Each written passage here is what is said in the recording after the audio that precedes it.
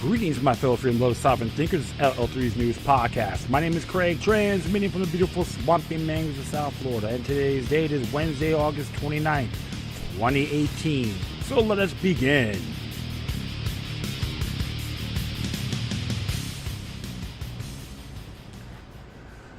Oh, yes. Just rained on me. Good grief, getting everything set up. That's okay. It looks like a little malfunction. Hit the button, didn't hit the pause button the first time, but that's okay. Well, it's one of those things, it is how it goes. But nothing to cry over spilled milk. It drives me crazy once in a while. It's experience of podcasting, right? That's all well and good. Yes, and the primary elections is over. So you had two mainstream candidates. From the Democrats, Andrew Gillum, and from the Republicans, Ron DeSantis. I'll be addressing a couple of articles on that, but I'm not going to go too crazy, but I will put some links in there to give you my side of the story between these two individuals, and it's all in good faith. I'm just curious about the third parties who will be running, because if so, I'm going to have to address in my next episode and see what they stand for, and I shall address it to you. All right? Is that fair enough? Absolutely. If not, throw it at me. I'll give you all the. I'll just hit my Spreaker page. Get all the information. You send it to me there. All right. I'd be deeply appreciated. So it looks like that happened, and of course, man, the judges races, and I knew that what's that? Ted Deutsch, yeah, incumbent Ted Deutsch, who's anti-Bill of Rights himself, won the primaries. I'm trying to figure that one out. He's pro-censorship. I know he was informed that he wanted Facebook to get rid of Alex Jones. Oh yeah, Adolf Hitler would be proud of him, right? Here's an I love Adolf Hitler button or a tapestry of him, a painting on his wall. It's not being anti-Semitic. It's something to think about. Everyone says, never again. You got to defy all Nazis. But if someone like Ted Deutsch, any other gyno, has that mindset, we're going to say, oh, that's not right. If you call them Nazis, you can't say you're being anti-Semitic. You have intellectual ammunition. Throw it right in their faces. They get offended by who the hell cares. Yeah. Ted Deutsch is anti-Bill of Rights. And many others that ran as well, including dumbed down David Watchman Schultz. But I am digressing. So those areas are happening. Unfortunately, Florida is a closed primary state, because I would have probably supported Rob White over Ron DeSantis, because he has a more freedom-minded orientation. But he's out of it. It's a shame. And the mainstream news don't really give him any leeway. So they all want a Trump worshiper in there for the Republicans. But I'm not saying Trump's always wrong either. I can be very fair. But I hate when they use that stuff. Change. Progressive. Trump supporter. It's like used car salesman on parade. Good grief. So I am going to be addressing it and give you some of the facts that why I'm not too really fond of these two candidates in good faith, based on their actions, and that's it. One thing about it, they're both from Florida, Florida native, homegrown, which is good. And but Gillum, I gotta say, I didn't know, I just found out he was born and raised in Richmond Heights. I remember Hurricane Andrew went through there, and it wasn't really that pretty in '92. So I give them the admiration as well. Some of these folks may have good intentions, but it can hurt in the long run. I'm looking at both sides. But I'm going to narrate the article about this for the Miami Herald. And I'll probably do some paraphrasing onto others along the way. So bear with me. I got some other stuff I'm going to be talking about as well. So I'm not going to harp on this matter. So I always say this: Florida's governors, Florida candidates for governor, DeSantis and Gillum, don't believe the hype. It says here, Florida braces for a clash of ideologies as conservative DeSantis faces liberal Gillum. It was written in the Miami Herald. David Smiley, Liberal Call, and Emily Mahoney. Florida votes on Tuesday propelled a Trump-endorsed congressman, the African-American mayor of Tallahassee, on towards November's general election in the race to replace Rick Scott as governor, setting up clash of ideologies in the nation's largest swing state. On the right, U.S. Representative Ron DeSantis, a 39-year-old conservative, Harvard-educated, Iraq War veteran, and who wrote presidential tweets and Fox News interviews to a resounding primary win over Agricultural Commission Adam Putnam. And on the left, Andrew Gillum, a 39-year-old liberal who helped of the progressive political organization surge in the last weeks of his campaign to upset a better-funded field.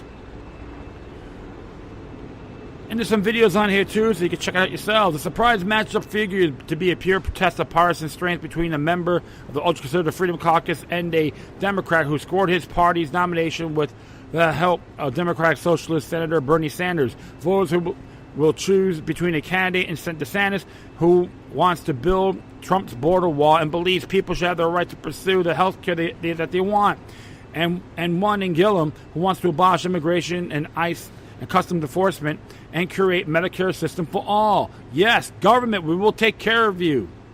We're the government. We'll take care of your health. You eat all the garbage you want, and we'll give you the Medicare for all system, which is your death warrant. You can read some of the stuff I posted on my past episodes. That's what Bob Livingston, by the way. In lots of ways is the perfect matchup, said Democrat political consultant Ben Pallara. My big fear about DeSantis is that has been that he's this avatar of the Trump wing of the party is being to beat the center of the road Democratic candidates. This is a base versus base, and I like the way that Andrew fires up the base. Gillum, who wants to be the first black governor in Florida history, wasn't expected to make pass the primary. He languished in the polls for the most of the campaign and was outspent by about 10-1 by his opponents. My financial boost from billionaires Tom Steyer and George Soros, and in support of progressive groups like New Florida Majority, helped push him over the front runner, former Congresswoman Gwen Graham, who came in just behind Gillum in the primary vote. Gillum wins is also a victory for the party's pursuit, who argue that Democrats needed to align behind an unabashed liberal in order to energize the party. It's interesting when you have someone who's getting funded by George Soros, who was a Nazi collaborator that hunted down Jews. That was Jewish himself. Can you explain that to me? Why you want to get money from that man? It's like having me meeting Andrew Gillum, shake his hand, and have a show goes, "I love Jim Crow." How he react to that? Very interesting, right? There's something to think about. I'm not being a racist or anything like that, my friends. Especially the ones that know me. Just throw that question. Just have that in the back of your mind. I want to know. I want you to know that this is a thing. It's not about me. Gillum grew up in South Miami-Dade and advertised himself as the only non-millionaire in the Democratic primary, said during his victory speech. This race is about every victory, every single one of us.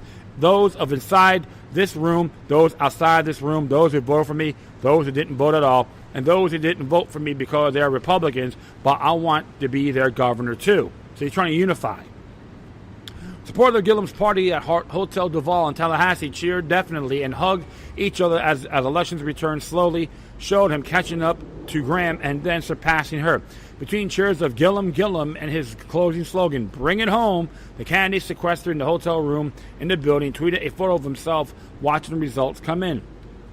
"Could be one of those nights," he wrote. DeSantis, on the other hand, has been a presumptive Republican nominee for weeks and strode into what was always going to be a victory party at the Rose and Shingle Creek Hotel in Orlando, while Putnam outspent him more than 2-1. The former Navy JAG officer had the power of Trump behind him in a state where most Republicans are firmly behind the president. In the Republican Party, Trump's blessings was enough to help land DeSantis' 20-point victory over Putnam, once considered a clear front runner in the party's nomination. Palm Coast Congressman used the words of his victory speech to genuflect. "Thank you, Mr. President." So without the president, the Floridians would be stupid. Allegedly. But DeSantis bristled at a question Tuesday night about whether he needed to broaden his base support to move beyond Trump supporters in the general. First of all, the speech I gave, education, environment, jobs, illegal immigration, those things I mentioned every single stop. And we had a very good agenda. I resonate, so we're going to keep focusing on those issues. And at the end of the day, we can accomplish all those things for Florida, so we got to get it done, he said. DeSantis quickly turned his focus on Gillum. He is way too liberal for the state of Florida, he said. Blaise Ingoglia, chairman of the Republican Party of Florida, said Gillum's nomination shows how far the party has strayed from the days of Bill Clinton. He said Republicans welcome that contrast. The party wants open borders and wants to abolish ICE, he said. These types of progressive/socialist candidates just don't perform well in general elections. In some ways, Gillum and DeSantis share some parallels. High-profile investigations indirectly related to the candidates pose potential problems for both of their campaigns, with Gillum at the top official of a city under the watch of the FBI, and DeSantis tied to the president under scrutiny by Special U.S. Justice Counsel Robert Mueller. Yeah, you got the treasonous parasites are going after both these candidates. Ain't that nice? Robert Mueller. Manure, like if you really read the stuff he was involved with. A lot of 9/11 and the Boston mob. It's disgusting, okay? I don't know why this guy's still your special counsel. He is nothing, my friends. Don't believe the BS and propaganda matrix, okay? Gillum struggled to raise money during the primary election, in part, it seemed, because almost as soon as he got into the race, news came down that the FBI was investigating corruption in municipal politics in Tallahassee. There has never been any evidence that Gillum has been a subject of that investigation, but an old friend and former mayoral campaign treasurer has been tied into the probe, and the mayor has at times found himself at least a subject of uncomfortable news articles. Democrats, meanwhile, have been eager to face a top-of-ticket candidate so closely aligned with the president, who spent his entire tenure under suspicion of Russian campaign ties and who just last week was accused by his own attorney secretly of illegally paying off women to silence them during his presidential campaign. DeSantis has shown no signs of trying to distance himself from Trump, with the president cutting off a robocall for his campaign in the final days of the primary election and tweeting his satisfaction with the results of the election Tuesday night. I just don't think there are issues voters are I don't think those issues are voters are focused on. Florida Republican Congressman Matt Gaetz said Tuesday night at the DeSantis election party. But Rick Wilson, a Republican strategist who's been severely critical of Trump, questioned whether the relationship will be a problem in the general election. He knew the power of Donald Trump's endorsement was tremendous. He also had to know that if you gamble your time persona on a cult figure and not on philosophy or principle, then when a cult figure has a bad day, so do you, Wilson said. When Donald Trump gets cold, candidates defined by adoring him gets pneumonia or Ebola. We'll see. And I have to agree with them on that.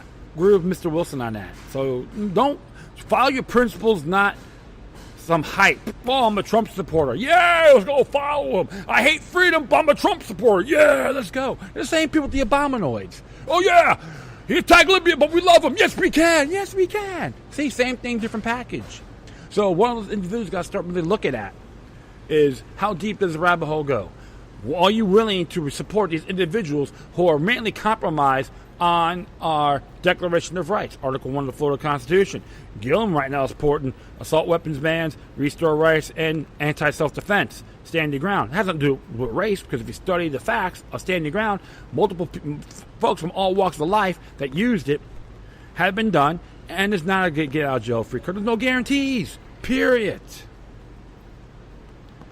All right? And they want to restore rights, but you want to compromise that and compromise your right to own certain firearms by all means necessary? Gillum supports it, so can he be anti-militia? Absolutely. Like DeSantis, he voted on stuff that was imperialistic, including warrantless surveillances. Yes, he called pro-Big Brother.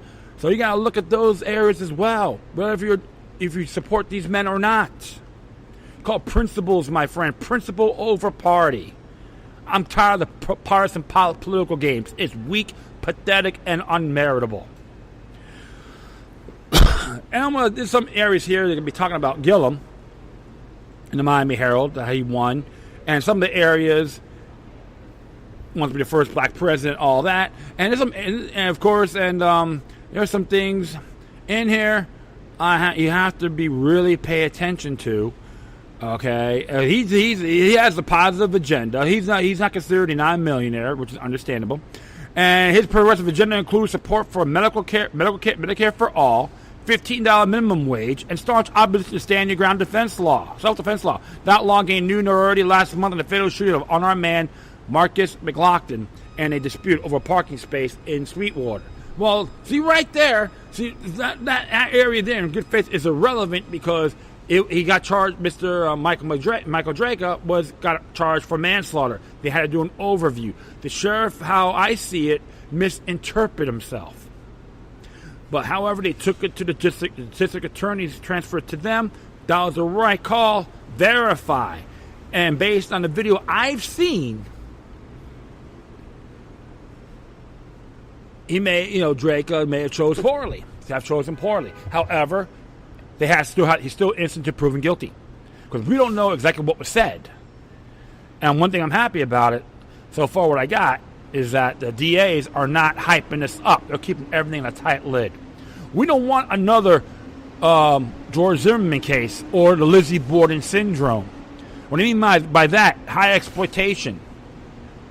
If you study a Lizzie Borden case, it talks about the axe murderer. Okay, she was accused of murdering both their parents. They hyped the daylights out of it. The grand jury indicted her. And they all believe she was guilty, and the jury acquitted her. They all freaked out. And that's a fact. Lizzie Borden trials. Don't fall for the Lizzie Borden syndrome, my friends, or the Charles Manson syndrome when it comes to cases like this. So that's one thing I am not too fond of. Of course, they talk about the investigation, possible corruption at Tallahassee City Hall. That's been talked about, and he needs to focus on Pensacola and Mariana. And Bernie Sanders, the political revolution, and Gillum's helping to lead it. I don't believe in the hype, Bernie Sanders, because you're not a freedom lover yourself. And of course, he got endorsements from Jane Fonda. Wow, how would veterans feel about that? Expect that to get thrown back at them. Television producer Norman Lear and basketball star Grant Hill. But I'm glad that Levine, Green are gone. I couldn't stand these individuals at all. It's very flamboyant. So one thing about it, yes, he is a middle class, 39 years old, young man, and they're supposed to be expecting the lieutenant governor's running mate by Thursday, September 6th, by both Gillum and DeSantis. And of course, they're going to talk about districting, yeah. So, but those areas, like I said, I'm not too fond, and I know he wants to get rid of certain semi-automatic weapons. He'll use Parkland as an excuse, and to be very frank, to Gillum, all you anti-militia, look up Article 10, Section 2, and if you want people to retreat, I have a question for you again. Are the police obligated to protect us as an individual in Florida? Prove me wrong. Prove it. If you dare. And I say this not to pick on him, but out of fidelity. And getting money from George Soros, that's a shame. It's like getting funded by Sheldon Adelson. So there's an interesting claim article about that, him being funded by George Soros. More details on that from the Tampa Bay Times, which that one came out January 8th by Kirby Wilson, so you can read this yourselves. And we talk about here with Mr. Ron DeSantis. And of course, Donald Trump praised him. I like this little quote, what he said. Like says here, Congressman Ron DeSantis is a special person who has done an incredible job. He is running Tuesday for the primary governor of Florida, strong on crime, borders, and wants low taxes. He would be a great governor and has my full and total endorsement. And everyone climax. Let's talk about cult personality. And of course, he's from Dundon, Florida, which is good. He served in the military. I'm not gonna condemn. I will commend him for that. Take it for his service.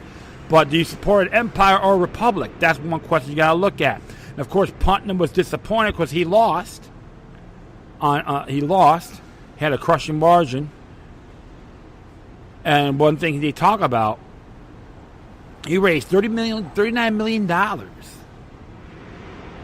Wow, that's one established candidate, I would say. And it was funny because Putnam made no mention to Trump, but he finished and shouted Trump. Someone shouted Trump. He did exit. Angered Putnam supporters, tried to force him to leave. Of course, after his remarks, in his closet aides, large Senate family hugged and cried to the hotel foyer. Putnam has been in politics since he was elected in the House at age 22. Now his career in politics could be finished. Keith Rupp, a former aide of Putnam's in Congress, said he's leaving the party. In his statement here, I've been a lifelong Republican. I've worked for 3 different members of Congress. He said, I can't believe the party has turned into a cult of personalities. Hey, same thing with the Democrats. I will have to agree with him on that. Principle over party. All right, so you have to really look at those areas as well. And, of course, they have him here on the article. On the article, DeSantis is among the country's most vocal, high-profile Trump cheerleaders. DeSantis even aired a lighthearted TV ad showing him teaching his toddler daughter build a wall and say, "Make America Great Again." So, of course, they're going to call him a racist for that. So everyone had this Ron, and he was involved with the House Freedom Caucus, the uncompromising conservative libertarian group derided by critics as the government shut down caucus. Of course, his endorsement made all that happen. 20% turnout statewide, average nearly 27%. Florida officials said they relatively few complaints on voters. So to talk about that, and like he says here, he points ahead. The risk is effectively over. Most of the people who get elected in public office are not leaders. Most of them are politicians. DeSantis told supporters Tuesday, leaders are willing to do what's right even when it's not easy. I will work my butt off to accomplish great things for the state. Let's keep Florida great and make it greater. So he's another young man that's born in Florida. But here's the areas, as a congressman, people got to really start looking at this. I'll even let Gunners of America know, too, in good faith. I'm a lifetime member, but I'm pro-Bill of Rights as well. As he's pro-second, pro-firearm rights, pro-natural law, that's fantastic. But when he supports warrantless surveillances, that's being anti-freedom, pro-police state. And I'm going to post a profile on this as well from the New American, his Freedom Index. Ron DeSantis, who was a Florida District 6 in Congress, his cumulative Freedom Index score is 72%, active member of the House. And in his first run, he had 80% in the Freedom Index in the 113th Congress, and it went down in the 114th Congress to 66, and the 115th to 64%. What the hell happened? So it's good things. He supports appropriation cuts, experimental drugs, raw milk. He did some good votes here. Wars of the United States, agricultural subsidies. That he voted no on the omnibus appropriations bill, which is that $1.3 trillion disaster, I call it. He voted no, which is good. He supported the School Violence Act of 2018, Stop the School Violence Act, so have the federal government intervene, and that's a bad vote in my view. And he support the World Bank Accountability Act, okay, which is said the World Bank Accountability Act, which is HR 3326, would authorize $3.29 billion in U.S. contribution to the World Bank's International Development Association. He voted yes. Bad vote. World Bank is New World Order agenda, and he supported twice on warrantless surveillances. Okay, just to let you know, he voted nay on this one here, which was a bad vote because it says here, considering the consideration of the bill, S-Stamp Bill 139, reauthorizing Foreign Intelligence Surveillance Act, Representative Justin Amash introduced an amendment to end SNA collection and communications data that is neither or nor form of approved foreign agents, but rather communications about foreign agent and channeling between American citizens. He voted no. All right. And down here, the same bill, but different area. It says here, the bill would authorize for 6 years through 2023 the Foreign Intelligence Surveillance Act, which governs electronic surveillance of foreign terrorism suspects. The bill would require development procedures for search an NSA database that would protect the Fourth Amendment guarantee rights of U.S. citizens while allowing the FBI access information with an order from the secret FISA court in certain cases. He voted yes. Bad vote. So yes, he is pro Big Brother based on the warrantless surveillance, and he supported tax cuts, death panels, which is HR 849, and abortion. Like he was against abortion on this, so I was going to call him a fascist and a Nazi, and home visitations, which is HR 2824, which he voted for. And in my view, this is more like a feds know best when it comes to children and parents visiting act, and fracking. There's nothing like that. But he did support intelligence authorization. He supports that, which is HR 3180. So they're going to come, and NATO. Okay, so NATO. So he's pro-NATO. Just to let you know, he has those imperialist attributes, okay, and pro-Big Brother. So will he bring that as Florida governor? That's the thing that the DeSantis supporters got to realize. Doesn't matter if he's a Trump worshiper or not. You got to focus on his actions. Plain and simple. Throw these questions at him. Put it on these video sites, even decentralized video sites. You got to call these individuals out. It's not to condemn, damn them or their family personally, but go after them on principle. Remember, government in Latin means control of the mind. You never trust the government. People say, oh, you got to trust them. You don't trust them at all. You got to be vigilant. That's our duties as U.S. citizens or American people and Floridians as well, etc. So, enough of that. Next one here, I'm going to be talking about Feds admits manipulating Americans with propaganda by Chris Ann Hall. Came out a while back.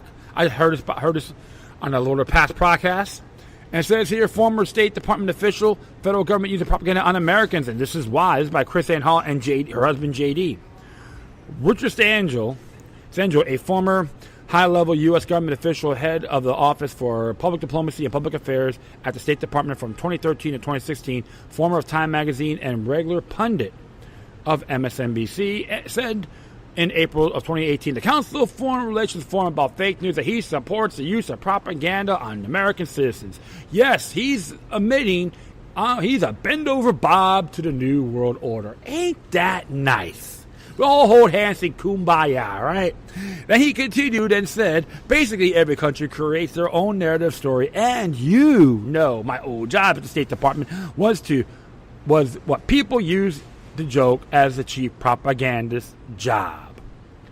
Keep that in mind. Keep in mind that in 2013, Congress passed legislation allowing the federal government to fund and create propaganda that they knew could be used to manipulate Americans on American soil. This legislation was called the Smith-Modernization Act, sponsored by Mac Thornberry, Republican from Texas, that failed in 2011 when it was submitted on its own. But in 2013, Thornberry and his co-sponsors buried his legislation in the NDAA 2014, where it was surreptitiously passed. How astute. Smith and Modernization Act overturned a prohibition against domestic propaganda that had been in place since 1948. This act was passed as a result of a series of events in American history that drew the concern of those who wanted to secure a free press and a freedom of speech of the American people. The concern began when Woodrow Wilson established the Committee on Public Information through an executive order with the purpose of influencing public opinion toward supporting the U.S. involvement in World War I.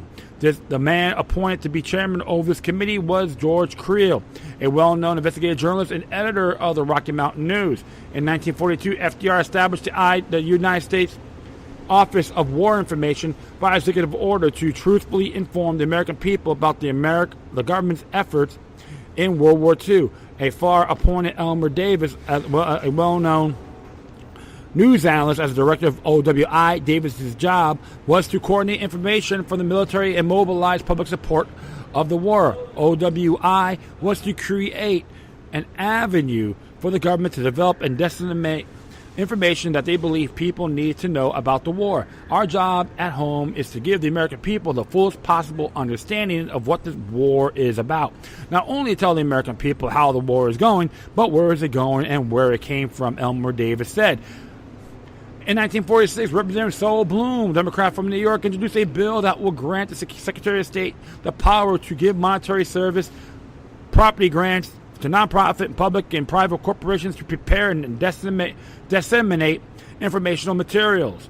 Although this act was intended to disseminate information abroad, there were no limitations to keep it from being used upon the American people, and opposition began to form. After having lived through 2 regimes of government propaganda and having seen the effects of such government propaganda machines as Joseph Goebbels' Ministry of Public Enlightenment and Propaganda, yes, the helicopter's over me, Congress decided that it was something that we wanted to engage in. An AP press release stated government cannot engage in newscasting without creating the fear of propaganda, which necessarily would reflect the objectivity of the news services from which such newscasts are prepared. The Bloom bill passed the House but failed in the Senate. In 1948, the Smith-Mundt Act was passed with 3 key limitations on the government. First, and most well-known restriction was originally prohibition on domestic dissemination of materials intended for foreign audiences by the State Department. This restriction was being supported by the courts even in the face of Freedom of Information Act challenges.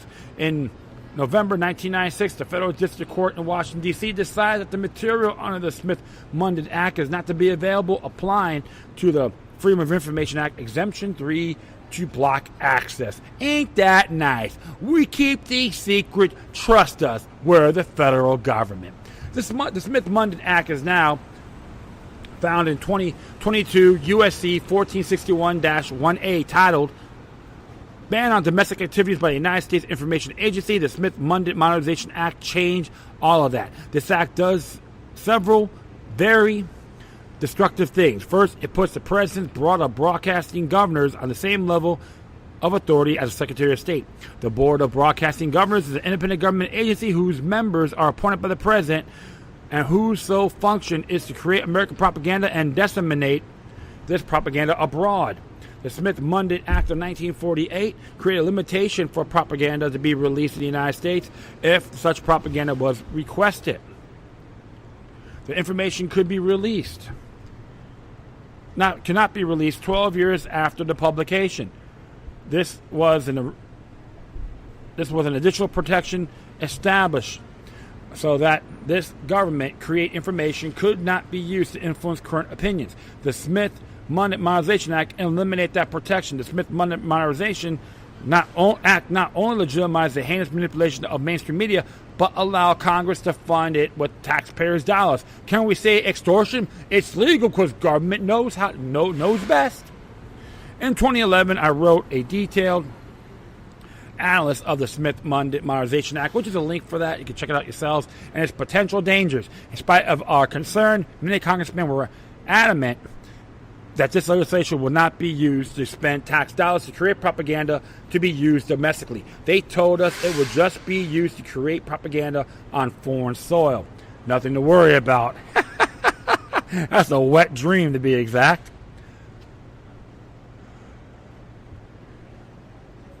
I will continue on here. 6 years later, did a former State Department official just admit it? He created and used domestic propaganda and believes it's the right thing to do? We don't need to be concerned, right? They're just trying to keep us safe. I can dream about it. A police state will make me feel safe. Whoa, exactly. You know, like I said, my friends, when government knows best, screw the rest, right? Precisely. This is how you gotta look at it, my friends. That's the version of freedom of the press. When it comes to alternative stuff and make people think a lot more broader, that's considered a threat. a foreign agent, a Russian connection, right? Hey, they're trying to say you folks aren't obligated to think for yourselves. You are too damn stupid. We'll do it for you. That's what they're saying. My response is up yours, plain and simple. But I always tell my friends, observe responsibly, verify everything. Don't fall for the propaganda matrix. Remember 9/11. They used this on us big time. And I've seen right through the deception. And I'm not some hot shot either. But I do pay attention and study history and look at facts. I do my homework. And everyone else should too. I thank my father for that, for busting my chops. Do your effing homework. Gee, damn it. I thank him today. All right, so speaking of everyone's having a big cow about this 3D printed gun blueprints and all that. And this one came from the Texas Tribune, came out yesterday. Blocked from giving away 3D printed gun blueprints. Texas man says he's selling them instead. It is by Emma Platoff and Catherine Ludstrom. And as it reads here, an Austin resident, self-described crypto anarchist, said Tuesday he'll begin selling blueprints that will allow users to 3D print their own plastic guns, a day after a federal judge extended a temporary block preventing him from making the plans available on the web for free. Yes, I know better than you. I am a judge. In other words, if he can't be the Napster of crypto guns, he'll be the iTunes, Wilson told the reporters at a press conference Tuesday in Austin. The decision could put Wilson, currently at the center of the slew of court disputes across the country, on shaky legal footing. How come they didn't have this case in Texas, but they had it in Seattle, right? That's real sneaky of them, to be exact. Wilson has argued in court that preventing him from publishing the blueprints infringes on his First Amendment rights. But Monday's injunction said the potential harms to Wilson's First Amendment rights are dwarfed by the irreparable harms the states are likely to suffer. If he was permitted to post blueprints for free, nearly 24 states that lined up against Wilson in court said the untraceable plastic guns made using the blueprints would pose an enormous security risk. So, firearm registration will make me feel safe, right? Trusting you having more powerful weapons than an actual citizen, it's okay. No way, no how. I will continue on here. Wilson's right to disseminate the plans is currently abridged, but has not just been abrogated. U.S. District Judge Robert Linskin wrote in a Monday injunction. Wilson called the injunction hysterical, saying that the order allows his company to sell designs and distribute them to customers through the mail, over email, with the secure downloadable links. No judge can prevent the plans from spreading he had. After 30 minutes into the press conference, Wilson glanced down at his phone. I've gotten 392 since press conference began, he announced. Josh Blackman, Wilson's 392 orders. Josh Blackman, Wilson's lawyer, said in an interview Tuesday that selling the blueprints directly to people within the United States is perfectly legal. It is not about distribution, it's about posting them, Blackman said. There's no prohibition on distributing these files. The prohibition is on doing it in a way that foreign persons can access. Still, it's possible that the decision to sell guns could spark a new legal challenge. Washington Attorney General Bob Ferguson, who is leading the 19-state challenge to Wilson, reiterated that Tuesday that Wilson is not permitted to post plans online for free, but did not comment on the plans to sell them. Because of our lawsuit, it was once illegal to post downloadable gun files to the internet, Ferguson said. I trust the federal government will hold Cody Wilson, a self-described crypto anarchist, accountable to that law. If they don't, President Trump will be responsible for anyone who is hurt or killed as a result of these weapons. Yes, I am. Bob Ferguson, bend over Bob Ferguson. I have a witch hunting fetish. If something like this happens, I'll blame on my president, but not the individual. Am I astute or what? That's how pathetic some of these people are. Wilson's organization, Defense Distributed, is allowing customers to set their own price for any 10-gun designs posted on his website. Wilson said he would even fulfill an order that price of $0, which Wilson legal woes stretched back to 2013 when he posted blueprints for a 3D gun. the State Department ordered him to stop, arguing he was illegally exporting sensitive arm technology. Wilson sued in 2015, and Defense Distributed reached a settlement with the State Department earlier this summer, seemingly clearing the way for him to begin posting designs online. But he was stalled by a flurry of lawsuits across the country. Don't do that. All these little temper tantrums came about, right? At the press conference, Wilson refused to answer a question about the potential for foreign nationals to access the plan. Despite the legal obstacles, Wilson was adamant that the plans for the guns will ultimately spread. Nothing can stop it, he insisted. I didn't get stopped yesterday, so who did? He's absolutely right. And it's funny because I was looking at some of the Texas progressive. I don't have a dog in this fight, but I see this is a very risky move for Mr. Wilson. Okay, so if the government knows best, they got to tell me what kind of farm they can have and have them registered, invade my privacy. If it was an abortion issue, call them Nazis, correct? Absolutely. Double speak indeed. That's one of the things I have to always got to say about these so-called progressives. I call them tyrants. A lot of them are tyrants, sissy tyrants to be exact. But one thing I know for sure, my friends, I like what Cody Wilson's doing. He's pushing that envelope. And even individuals such as Dr. Martin Luther King and many others were mavericks for their time as well. So, hey, a little rebellion now and then is good. What Thomas Jefferson made that quote. And I agree completely. When you got to challenge the government, it's good to revolt legitimately. And that's what Cody Wilson did. Well, we can't have these things. It violates the 1968 Gun Control Act. Null and void. Violates the 2nd, 4th, and 9th Amendments of the U.S. Constitution. One of you dodo brands is going to learn about that. No such thing as this day and age. This day and age, submitting to the building up to the state is patriotic. No way in hell. So you know what? I give my thumbs up to Mr. Cody. I like this. Drives the system crazy because those sons of bitches were responsible for a lot of massacres and deaths, but they call them heroes. How many of you remember the 1993 massacre that happened in Waco, Texas by Janet Reno, Bill Clinton, and Wesley Clark? They didn't get prosecuted, right? That's okay because they're the government. You better get that mindset out of your brains because it's going to bite you in the rear end when you least expect it, or you'd be stepping on their bear traps and go, what have I done wrong? That's all I got to say about this. And, of course, Jeff Sessions is very sensitive, flamboyant man that he is. And I was never impressed when President Trump want to nominate him for Attorney General. Well, this came out. I got this from the 10th Amendment Center, and actually originally came from Mises Institute. It says here, Jeff Sessions wants to confiscate your guns. This came out on the 23rd. Ray McMacken.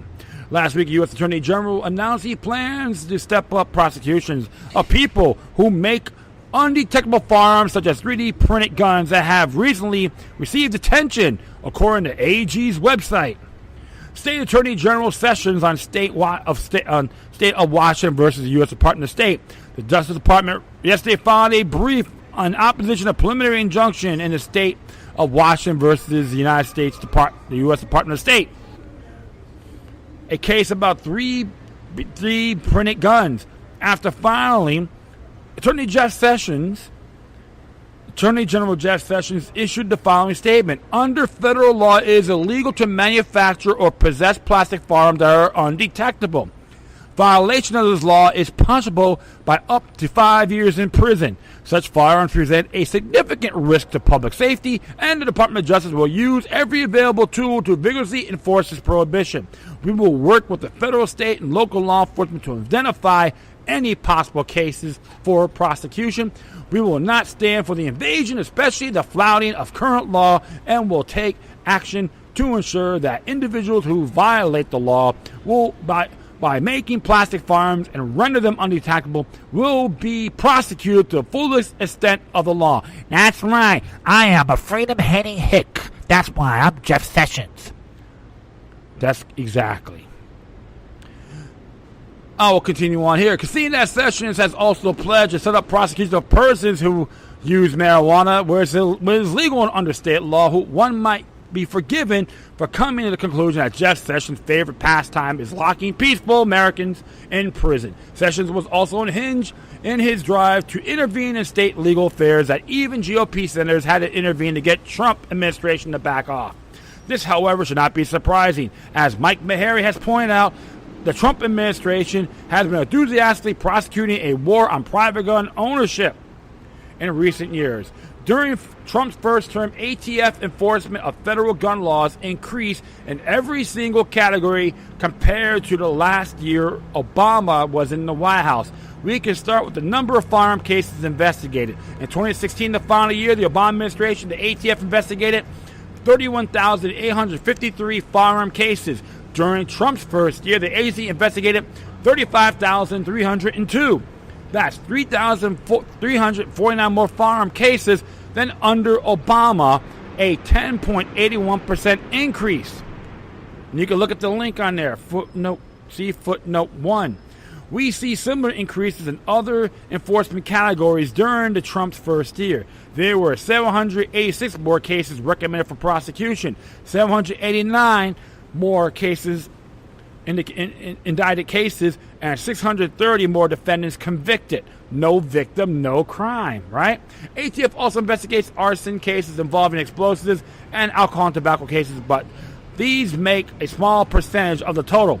Under Trump, 92% of the cases investigated by the ATF involved firearms. It was slightly less under Obama, 90%. ATF enforcement of federal gun laws under Trump increased at roughly the same trajectory as it did during the last 3 years of Obama's second term. In other words, the NRA-backed GOP protector of the Second Amendment was no better than the Democratic Party gun grabber and continued to ramp up enforcement of federal gun control. It is unlikely, however, that Trump will receive any flack from Republicans. It's the usual song and dance that these are illegal guns after all. So respect for peaceful exchange and private property rights can just go right out the window. It's the usual blind spot of law and order and conservative. But what's the difference between a legal gun and an illegal one? It's the same difference between a legal or illegal drug, or illegal and illegal immigrant. It's totally, completely arbitrary designation made up by legislators. If an employer wants to offer a job to a worker without proper government paperwork, well, that's illegal, and the right to free contract goes right in the garbage. Somehow wants to sell you a gun without filling out proper paperwork, well, that's punishable with years in the government cage. The fact that all parties might be involved otherwise, law-abiding citizens, is meaningless to government prosecutors. So what we can say about Jeff Sessions? He supports victimless crime laws, just like there's other quacks in the Democratic Party as well. Birds of the feathers flock together. Who let the cows out? Precisely. So this is why, my friends, I was never fond of Jeff Keebler, Ku Klux Klan, Trump Sessions, as many people call it. So he was not a racist. He's a tyrannical stooge. He thinks the federal government should revolve around him. The United States of America, every state in the union should revolve around Jeff Sessions. You know what? You got to urinate on this guy's rhetoric. I do, because there's no victim, there's no crime. And this is why, my friends, you can counter this. 10th Amendment and jury nullification. And grand jury, too. That's how we do things. And don't say nothing can be done. That's totally irrelevant, because your rights are natural born. I know I see what Sessions speak. I am not turned on by this man. This is why you have to be vigilant. You don't trust these individuals within these institutions. Okay? Okay. So, do one more here. And this one came from The True Pundit. Came out yesterday. And it's the one's by Thomas Paine. That's his code name. And it says here, FBI raid Thomas Paine's house, point guns at his young children. How an award-winning reporter became Thomas Paine. I can certainly say I hate one of these damn things. Let me just turn this off. Thanks. I can say with certainty my decision to journey back to journalism was made after the FBI pointed guns at the heads of my wife and children. I knew for that first morning the FBI actually raided my house twice and pointed guns at my family twice. When federal agents raided our home, one definite thing was going to unfold. These bastards and their bosses were going to pay to violating my family, my kids, my home. One way or the other, I would have the last word, as I have throughout my life and career, and I was going to have to back into journalism to even the score. I always win. You will learn that about me in the coming days and weeks. If you haven't already, as a reader of True Pundit, in fact, I have already won. The FBI learned it too, and I have much more to teach the Bureau if it decides it hasn't been taught enough. True Pundit has broken dozens of key FBI scoops in 2 years, and look at the Bureau. It's in shambles. No one in the media even comes close to our work. My name is Michael Moore. No, not the lib movie guy. Michael Moore. Now you understand why I use the pseudonym. I won numerous awards in journalism, including the Gerald Loeb Award in 1996. None of that much matters in the scope of things or life in general. But being nominated for the Pulitzer Prize in your 20s is something I can tell my grandkids about. And Loeb speaks for itself. A certified fraud examiner too. I worked for a city running its anti-money laundering ops in 3 states until the FBI ruined that career. But it is time for Thomas Paine to go public. The good guys don't hide, as Congressman told me this weekend, especially after being terrorized by the FBI. These are the times that try men's souls, the real Thomas Paine pen, especially when a dozen FBI agents are pointing high-powered rifles at my children during an early morning search warrant raid. My boys at 8 and 12 with M4 carabine rifles pointed at their heads, wet heads, just before getting on the school bus. One slip of the finger and poof, they're dead. My wife too, courtesy of cowboys from the FBI. That was the first time in about 20 years I seriously thought about going back into journalism and do things my way this time around to unmask the mother effers like these FBI agents who are terrorizing my kids and wife. This was the seed that created True Pundit. That they came into your home like the FBI did try to goad you into making a mistake. Maybe take a run at one of them or draw down with my SIG so they can blow a hole in my pajamas and be done with me like their bosses hoped. Because as a contractor I knew too much, I still know too much. It is almost time to tell the world all about it. We are working on a book that will detail why the FBI turned on me. The reasons are hard to stomach, but I'm safer if all know. While the FBI was tossing my house and asking me dumb questions, the wheels in my head were already years ahead of chaotic moments. My wife and boys were in tears, but I was already thinking how this could play out. Taking violent retaliation off the table, getting back into journalism could be the play. If I could stay out of prison and stay alive. For a good stretch that morning, I was convinced they were going to stuff me in the van and drive away. But these cowboys were driving Pirates and Ford Escapes. That was not the FBI's varsity. The last conversation I had with the FBI before the encounter was the Bureau's third and fourth man in charge of the entire FBI at HQ in Washington, D.C. He asked my intel group to investigate members of the Justice Department, including Eric Holder. That is what was on my mind during the raid. That was payback. This was payback, I thought. Sure, I couldn't understand that. But why would someone like Holder or any of his high-ranking goons in justice send these FBI flunkies to my door? On a bad day, at a different place. There were potential sitting ducks, but they knew the kids were home and well. Cowboys. Meanwhile, they were rifling... Excuse me.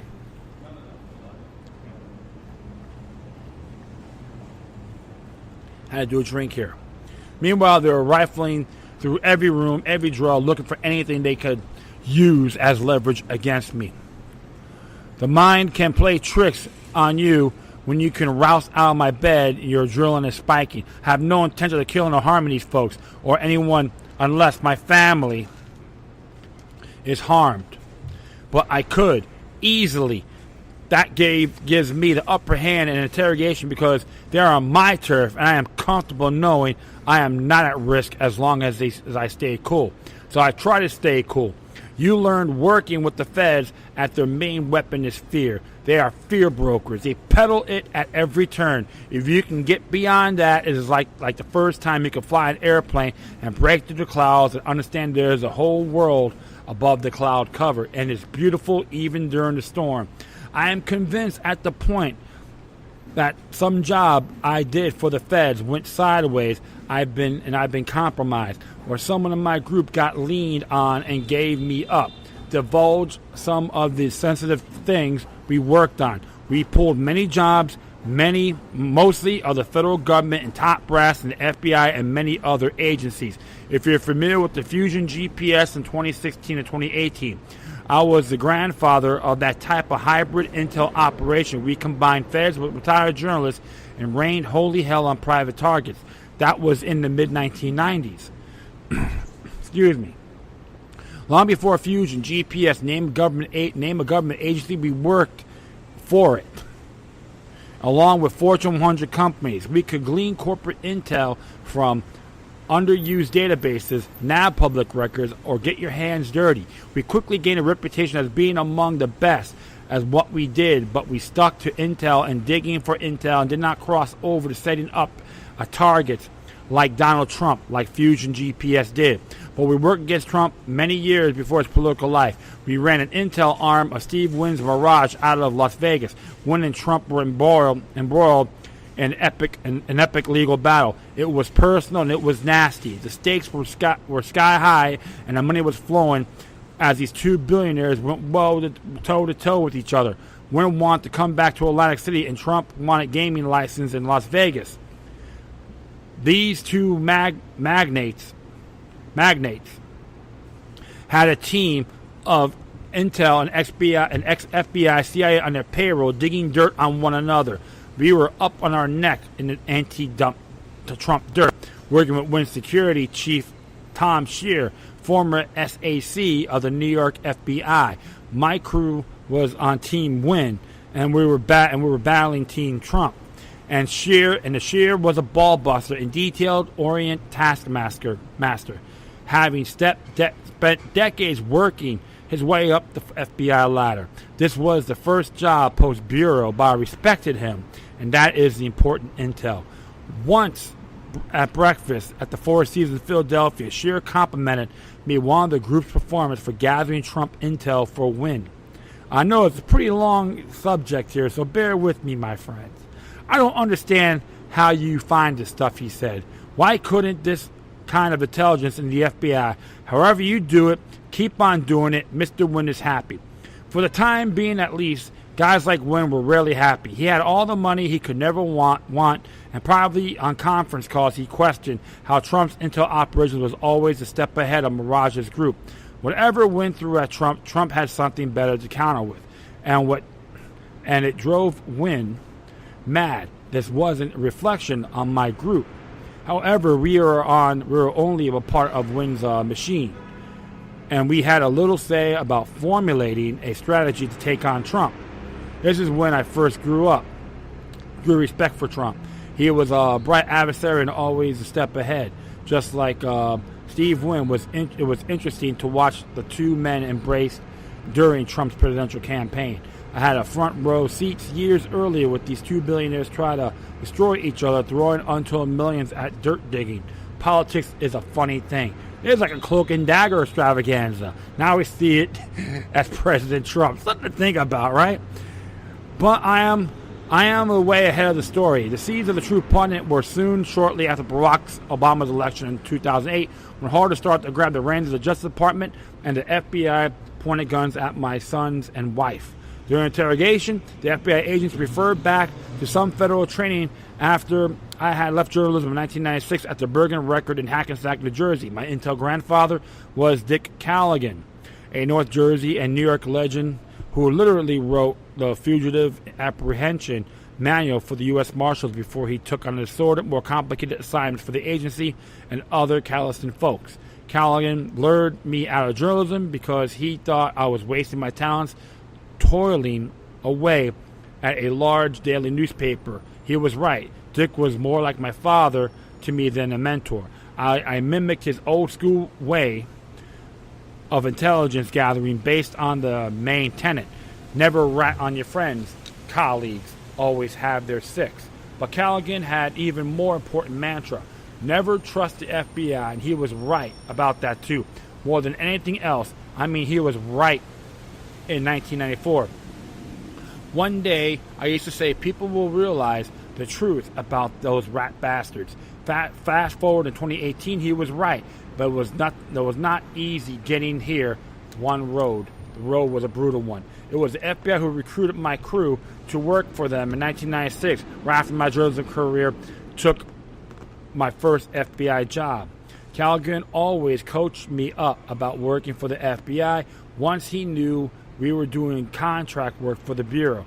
Take their money, he said, but watch your back. We worked with many cases for marshals, FBI, DEA, and many others, including Secret Service, and some involved truly sinister suspects and defendants. These were bad guys, but I can think a few, if any, of those cases where federal agents rolled up into these people's homes and pointed out guns in the faces of their children. That's simply asking for trouble. On many fronts, it baffles me to this day. If the FBI had waited another hour and my kids were off to school, things could have been much different. But the lead agent didn't have the brains or experience to comprehend he had to put his crew into a potentially dangerous situation. He did no recon when my sons went to school, and unwillingly he ultimately unleashed a callous collection of current and former law enforcement officials onto his employer in the form of true pundit. That was a mistake. But the FBI did not make that mistake just once. The same crew of federal cowboys returned to my home years later with their guns, terrorized my youngest son, who had special needs, and bloodied my head. I was unarmed, I did not resist, and was making my son breakfast before school. Moments later, I was dragged from my house at gunpoint, tackled by multiple agents. I hit the cement steps outside my home face first because they were holding my hands behind my back. My youngest son, now 11, looked on while screaming with tears rolling down his face. Armed federal agents whipping your father from the house and beating him down before breakfast, years after storming with your house with guns. It is not the best recipe for kids already suffering from anxiety and depression. What's my alleged crime? You would think espionage or perhaps capital crime, like selling U.S. secrets. No. All my words about past jobs for the feds going sideways were unwarranted. The FBI at my house to arrest me for copyright infringement. I had a side business of hobbying, selling vintage hockey games and old hockey highlights on VHS and DVD. The FBI terrorized my kids twice and harassed my family for an intellectual property crime, not civil issue at best. The FBI and Justice Department sanctioned pointing automatic weapons at the heads of my young children and wife and beat me down over hockey tapes, not the dozens of illegal jobs I spearheaded for the deep state and FBI. Hockey videos and games with much of footage 50 years old and older, and none of it was copywritten. The deep state made sure I lost my job at City 2. I ran City and its affiliates anti-money laundering division in Delaware, Chicago, and Los Angeles for nearly a decade. The FBI went out of its way to ruin my career. The deep state has struck, but why? I knew too much. I still do. Very soon you will too. Now the deep state will use its minions in the mainstream media to try to discredit and besmirch me because I have announced to tell a book in coming weeks, but it will simply not work. I am at peace with myself, and now I have arrived here at this point in my life. I believe I have to weather this journey to cover the corruption of the FBI and DOJ, and I have, along with true pundit, but we are not done. Fire away, deep state. Short after threatening my family at gunpoint, like the FBI did twice, I'm immune to criticism.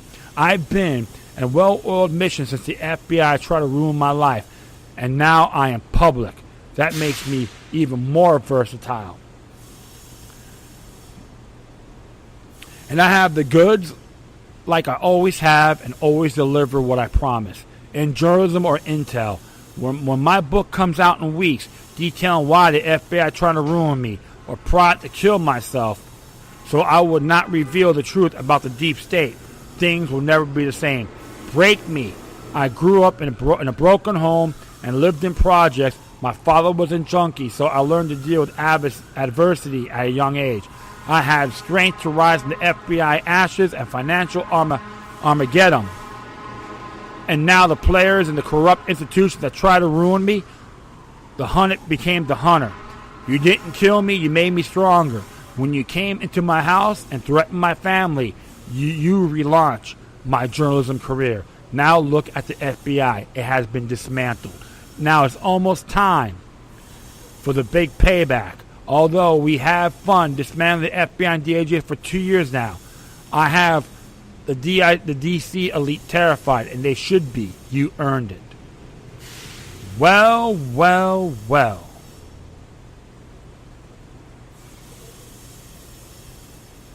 Very intriguing indeed. I recommend everyone to donate money to the site and subscribe if you can. That'd be great. And support these mavericks out there. Remember, the mainstream news, the deep state, even douchebags like Ted Deutsch want them gone. Hey, like we did the InfoWars, like Alex Jones or not. You gotta censor InfoWars on Facebook because I say so. With that nasally, disgusting voice of his. Blowback's coming soon, one way or the other. People are waking up.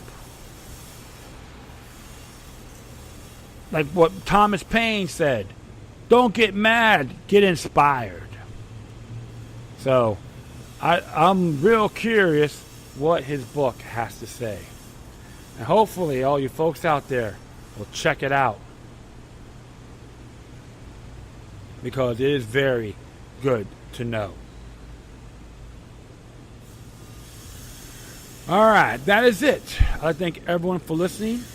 Plus, feel free to download and share it throughout your social media networks. If you have any questions, comments, or you've said something that's interesting and you want to check out, whatever you do, please address your comments or information with decorum. You can hit me at all the social media sites. You'll find them on Facebook, Twitter, Google+. All that's going to be laid out on my speaker page. In addition, you can email me at LookYourLuck3@gmail.com or to encrypted ones with the ProtonMail account. LookYourLuck3@protonmail.com. All right, my friends. Once again, thank you for your time. Plus, always remember that the demoniac resistance is something for the soul and can't liberate humanity. Until next time, take care of yourselves. Keep on spreading love. And may your guardian spirits be with you.